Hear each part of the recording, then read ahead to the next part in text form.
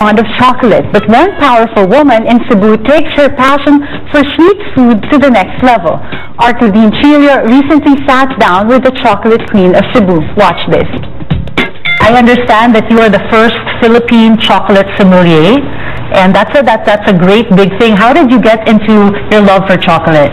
Oh, it's like my affair with chocolate. Yeah. So my affair with chocolate started when I was 7 years old. My exposure into cacao, it started when I was 7 years old. When my parents separated, my grandparents took me from the city to the mountains, and it started in a secluded mountain, then with no electricity. Okay, so how did you do that? I mean, a lot of kids, of course, start off loving chocolate, but how did you go from that to getting into the business of chocolate in the Philippines? Well, of course, first I fell in love with my affair with my chocolate journey, especially when my grandmother told us about the stories of Maria Cacao, that once there was a queen who lived in the forest, in the middle of the cacao forest, and her name is Maria Cacao. That bedtime stories that my grandmother always told us, especially when we feel scared in the mountain. I grew up with no electricity.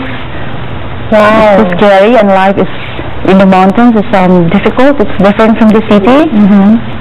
And it gave you time to dream. Yes. Yeah. Now, you also have this advocacy of wanting to put cacao farming in the Philippines. Yeah. Tell us about this advocacy.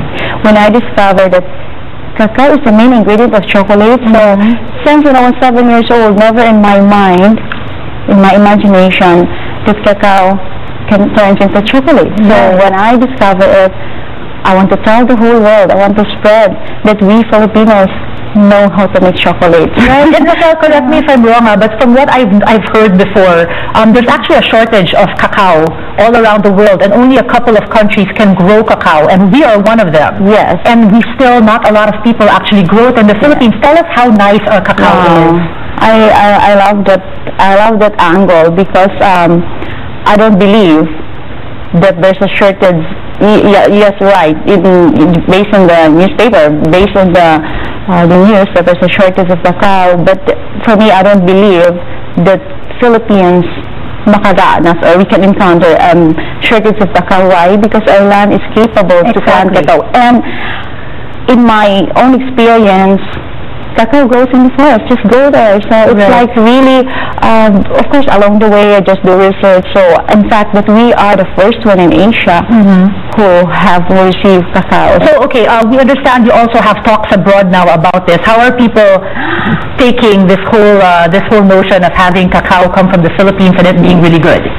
Yeah, well, first they were amazed that, Philippine chocolate, something like that. And then I'm so happy because they start embracing it. I'm so happy because they're like, everyone was really have chocolate, something like that. And they embrace it the moment they tasted it, the moment they try it. Like, they always like, oh, it's good. It's better than like some of the comments. It's like, it's richer, right? Yes, and this is the best chocolate I ever tasted, something like that. And you come from Cebu, of course, and we have all of these good products in front of us. Why don't you tell us what we have here in front? So it started, the basic ingredient is tablea. So this one, allow me to introduce very special. This is very special to me, the rouge. Okay. Rouge is French for rock. And the nice thing, it has its emblem. I don't know if the cameras can see it, but it has that nice packaging right there. It's my name. This is the logo of the company, and in the center is the chocolate queen's face. So So this one is rouge. My inspiration is why rouge is rock for French, because every day I cross 7 rivers, and I want to make sure I want to create chocolate that is always a piece and a part of me, especially in the mountains. Beautiful. So rock, and of course this is our choco mango stick. Okay. Which is usual dip, but this one is I chop, make it into tidbits, and like into stick. It's like cigar. It's like but it has that cocoa taste. Nice. Yes. Okay. And of course, a very special to me that I really developed, that I can really encourage more farmers, that we can make the chocolate by pounding only. So this kind of chocolate, we call it cacao de bola.